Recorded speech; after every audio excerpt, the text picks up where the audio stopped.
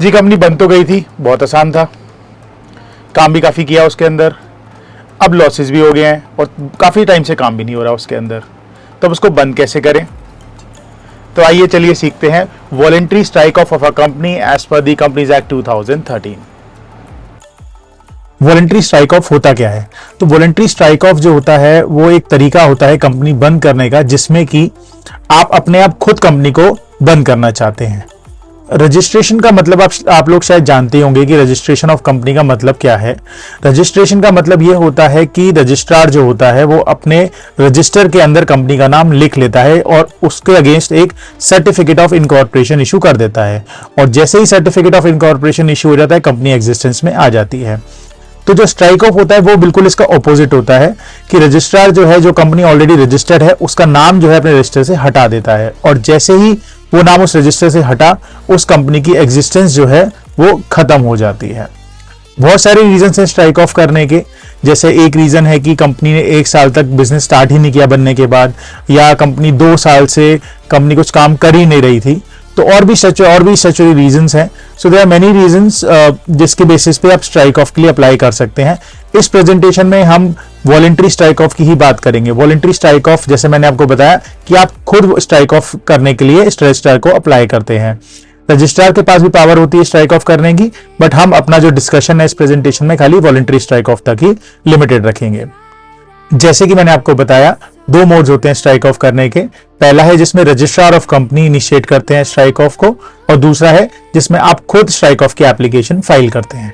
ये प्रोविजंस हैं जो कि कंपनीज एक्ट 2013 में स्ट्राइक ऑफ से रिलेटेड है। जैसे मैंने आपको बताया, सेक्शन 248 से section 252, chapter 18 of the companies act 2013, और जो रूल फ्रेम करे गए हैं, removal of names from register of company rules 2016। ये कुछ रीजंस हैं कि जिनके बेसिस पे आप स्ट्राइक ऑफ के लिए अप्लाई कर सकते हैं। पहला रीजन है कि कंपनी ने with in 1 year of the incorporation काम स्टार्ट नहीं किया, या कंपनी 2 साल से बिल्कुल भी काम नहीं कर रही थी, बिल्कुल इनऑपरेशनल थी, या सब्सक्राइबर जो है मेमोरेंडम के, जो इनिशियल जब कंपनी बनने के टाइम जो सब्सक्राइबर होते हैं, उन्होंने 180 days from the date of incorporation subscription money जो कि मेमोरेंडम में लिखा था वो पे नहीं किया कंपनी को। और जो लास्ट रीजन है वो ये है कि जब फिजिकल वेरिफिकेशन के बाद पता लगता है कि कंपनी जो है काम नहीं कर रही है। ये रीजन जो है आरओसी जब इनिशिएट करते हैं स्ट्राइक ऑफ, तब ये रीजन जो है एप्लीकेबल होता है। बाकी जो फर्स्ट 3 रीजंस मैंने आपको बताए वो आप वॉलंटरी स्ट्राइक ऑफ के केस में यूज कर सकते हैं for getting your company closed. एक सबसे बड़ा क्वेश्चन जो आता है वो ये आता है कि स्ट्राइक ऑफ करना क्या है, उसके बेनिफिट्स क्या हैं। तो ये उसके कुछ बेनिफिट्स हैं कि अगर आपको बिजनेस अपना बंद करना है और आपको कॉस्ट अपनी सेव करनी है, क्योंकि स्ट्राइक ऑफ जो है बहुत ही सिंपल प्रोसेस है as compare to winding up, जो कि बहुत ही बड़ा प्रोसेस है और टाइम टेकिंग प्रोसेस है। तो अगर आप स्ट्राइक ऑफ के लिए जाते हैं तो आपके पैसे भी बचते हैं और आपका टाइम भी बचता है। और स्ट्राइक ऑफ होने से आपके जितने भी कंप्लायंसेस एप्लीकेबल थे कंपनीज के लिए वो सारे खत्म हो जाते हैं। तो एक आपका लीगल क्लोजर भी हो जाता है।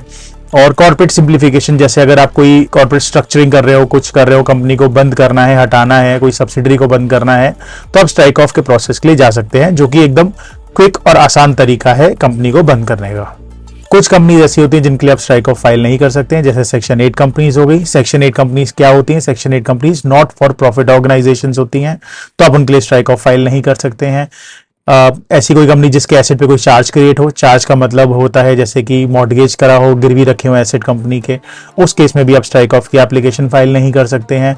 कोई कंपाउंडिंग की एप्लीकेशन पेंडिंग हो किसी अथॉरिटी के अगेंस्ट के सामने, तब भी आप स्ट्राइक ऑफ फाइल नहीं कर सकते। ऐसी कोई कंपनी जिसने कोई पब्लिक डिपॉजिट लिया हो और वापस ना किया हो, तो भी आप स्ट्राइक ऑफ की एप्लीकेशन फाइल नहीं कर सकते हैं। कोई लिटिगेशन पेंडिंग हो तब भी नहीं कर सकते हैं। तो देयर आर सम कंपनीज और ऐसे एक सिचुएशन है जहाँ पे आप स्ट्राइक ऑफ की एप्लीकेशन फाइल नहीं कर सकते हैं। The only reason to put these companies in the negative list is to keep a check on frauds, या कुछ गलत काम ना कर रही हो कंपनीज, तो कहीं सस्पिशन होता है आरओसी को, तो ऐसी कंपनीज को इसलिए नेगेटिव लिस्ट में डाला गया है ताकि ये कंपनी स्ट्राइक ऑफ की एप्लीकेशन फाइल नहीं कर पाए। और ये कुछ सिचुएशन है जिसमें कि आप स्ट्राइक ऑफ की एप्लीकेशन फाइल नहीं कर पाएंगे, जैसे कि आपने अपना कोई रिसेंटली अपना रजिस्टर ऑफिस शिफ्ट किया हो, या आपने प्रॉपर्टी डिस्पोजल किया हो for disposal for of gain, या आपने कोई स्कीम ऑफ अरेंजमेंट में एंटर किया हो, स्कीम ऑफ अरेंजमेंट जैसे merger, acquisition, anything like that, या कंपनी वो इंसॉल्वेंट डिक्लेयर हो गए हो, या वाइंड अप हो रही हो। ऐसे कुछ सिचुएशन है जिसमें कि आप स्ट्राइक ऑफ की एप्लीकेशन फाइल नहीं कर पाएंगे। तो तो प्रोसेस क्या है स्ट्राइक ऑफ करने का? तो सबसे पहले आप अपनी एलिजिबिलिटी चेक करिए, जो मैंने अभी आपको बताया पिछले 2 स्लाइड्स में कि आप एलिजिबल भी हैं कि नहीं है। और अगर आप एलिजिबल हैं तो सबसे पहला काम आपका क्या रहेगा, आपको अपने सारे एसेट और लायबिलिटीज को एक्सटिंग्विश करना है। जो भी लायबिलिटीज हैं उनको पे ऑफ करिए, एसेट्स को खत्म करिए और बैलेंस शीट एक तरीके से नील कर लीजिए। उसके बाद आपको बैंक अकाउंट अपना क्लोज करना है। और ध्यान रखिएगा, बैंक अकाउंट क्लोजर के बाद आपको बैंक अकाउंट क्लोजर का सर्टिफिकेट या लेटर बैंक से चाहिए ही होगा, उनके लेटर पे प्रॉपर। ये जो लेटर है ये आपकी एप्लीकेशन का पार्ट बनेगा STK 2 का। और अगर आप ये लेटर नहीं लगाएंगे तो ऑब्जेक्शन आएगा ही आएगा, और विदाउट बैंक क्लोजर लेटर या सर्टिफिकेट के आपकी एप्लीकेशन अप्रूव हो ही नहीं सकती। तो आप ध्यान से इस लेटर को जरूर लीजिएगा अपने बैंक अकाउंट क्लोज करने के बाद। उसके बाद आपने अपनी एक बोर्ड मीटिंग करनी है। बोर्ड मीटिंग करने के बाद आपने जनरल मीटिंग कॉल करनी है। जनरल मीटिंग के अंदर आपने रेजोल्यूशन पास करना है, और जैसे ही रेजोल्यूशन पास हो जाएगा उसके विद इन ये since it's a special resolution, तो आपको you have to file this form within 30 days from the date of passing of the resolution। तो आपको MGT 14 भी फाइल करना रहेगा। और MGT 14 फाइल करने के बाद आप अपनी जो है स्ट्राइक ऑफ की एप्लीकेशन बनाइए, और उसको जितने भी आपने अटैचमेंट्स हैं पूरे प्रॉपरली तैयार करके स्ट्राइक ऑफ STK 2 जो है फॉर्म के अंदर उन सारे को अटैच करिए और अपना फॉर्म को जो है आप अपलोड कर दीजिएगा। स्ट्राइक ऑफ की एप्लीकेशन जो कि E-Form STK 2 में जाती है उसमें कुछ अटैचमेंट्स लगती हैं। तो ये आपको अटैचमेंट्स जो है सबसे पहले तैयार करके रखनी है STK 2 फाइल करने से पहले। तो ये अटैचमेंट्स क्या क्या है, वो है कि बोर्ड रेजोल्यूशन और स्पेशल रेजोल्यूशन जो आपने जनरल मीटिंग के अंदर पास किया था। बैंक का जो है आपने जो भी एक क्लोजर लेटर लिया था, जो मैंने आपको बताया भी था, बैंक अकाउंट क्लोजर लेटर, वो आपको चाहिए होगा। आपको ID address proof of all the directors आपको अटेस्ट कराना है किसी भी प्रैक्टिसिंग प्रोफेशनल से, CS से। जनरली जो CS जो सर्टिफाई करते हैं STK 2 फॉर्म को, वो ही इसको सर्टिफाई कर देते हैं आपकी IDs को। इंडेमनिटी बॉन्ड चाहिए होगा, properly notarize and stamp affidavit चाहिए होगा।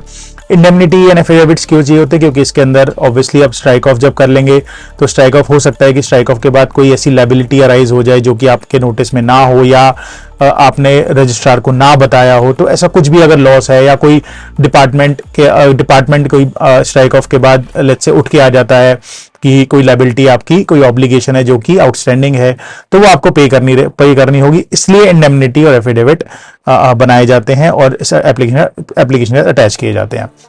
एक स्टेटमेंट ऑफ अकाउंट्स बनती है। स्टेटमेंट ऑफ अकाउंट STK 8 में बनता है, जो कि CA सर्टिफाई करेगा। CA मतलब कोई भी CA, जरूरी नहीं है कि स्टैट्यूटरी ऑडिटर ही हो, कोई भी CA वो उसको सर्टिफाई करेंगे, उसमें यूडिन लिखेंगे। और STK 8 में जो है आपकी एसेट लायबिलिटी 0 होनी चाहिए वो एप्लीकेशन फाइल करने से पहले।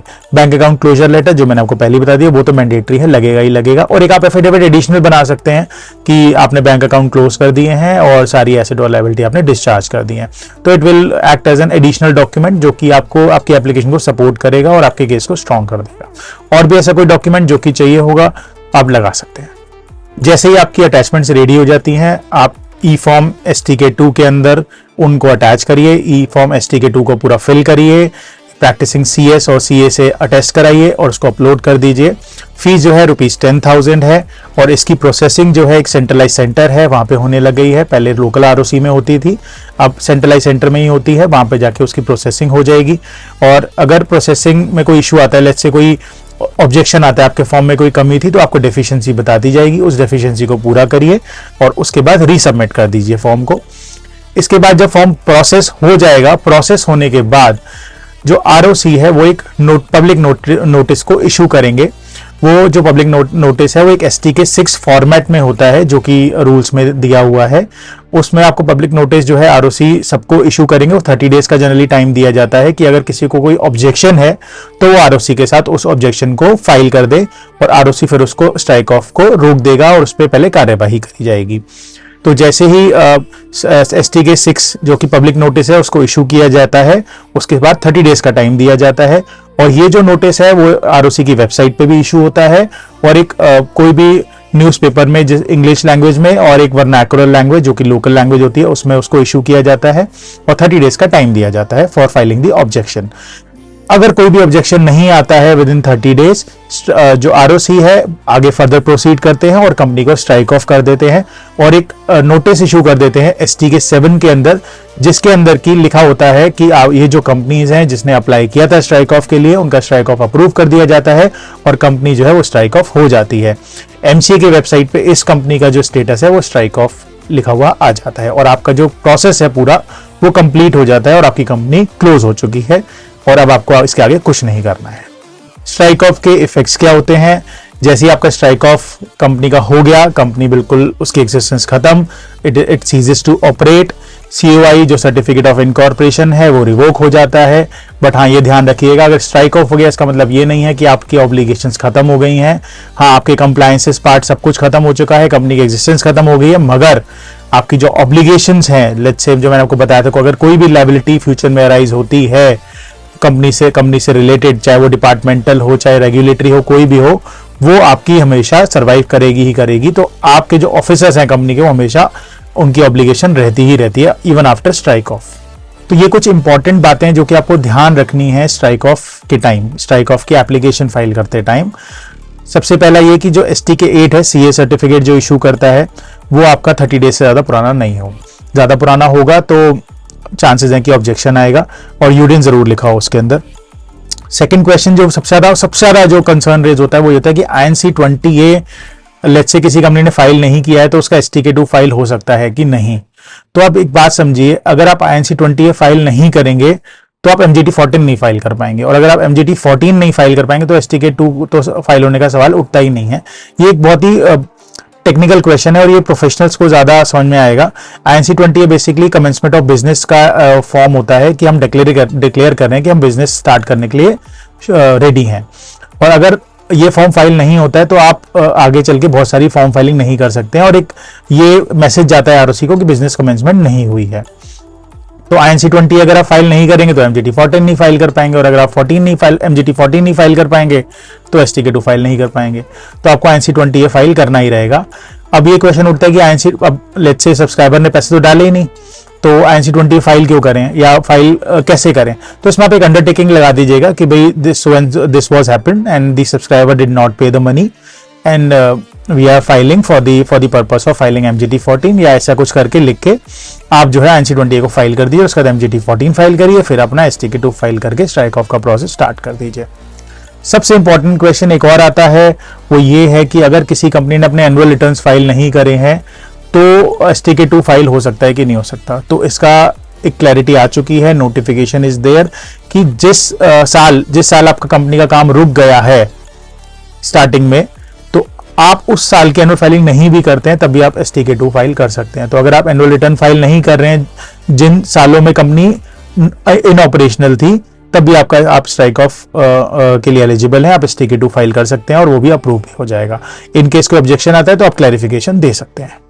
फॉर्म है, देखिए ऐसा दिखता है और इसके अंदर अटैचमेंट्स लगती हैं सारी और सर्टिफिकेशन होता है CA का, आप देखिए यहाँ पे कर रखा है, और डायरेक्टर का और किसी प्रोफेशनल प्रैक्टिसिंग CS का।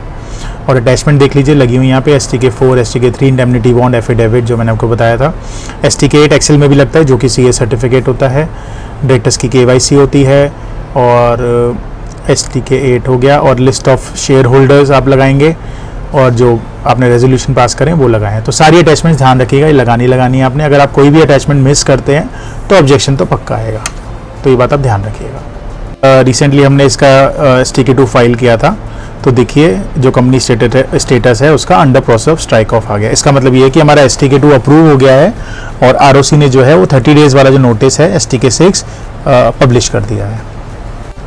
रिसेंटली हमने एक कंपनी स्ट्राइक ऑफ के लिए अप्लाई करी थी और स्ट्राइक ऑफ उसका हो चुका है, तो देखिए कंपनी का जो स्टेटस है वो स्ट्राइक ऑफ आ गया है। ये MCA के वेबसाइट पे स्टेटस को आप देख सकते हैं। आपकी कोई भी क्वेरी या कंसर्न हो वॉलंटरी स्ट्राइक ऑफ के रिगार्डिंग, तो आपको पता है आपको क्या करना है, आपने कमेंट सेक्शन में लिखना है। आप जैसे ही कमेंट करेंगे, मैं और मेरी टीम पूरी कोशिश करेंगे आपके सारे कंसर्न और क्वेरीज को एड्रेस किया जाए वॉलंटरी स्ट्राइक ऑफ के रिगार्डिंग। और एक बात और ध्यान रखिएगा, इस चैनल को सब्सक्राइब जरूर करिएगा और दूसरों को भी बोलिएगा कि सब्सक्राइब करें। आशा करता हूं कि आपको कुछ वैल्यूएबल इंफॉर्मेशन मिली होगी इस वीडियो से। Thank you so much.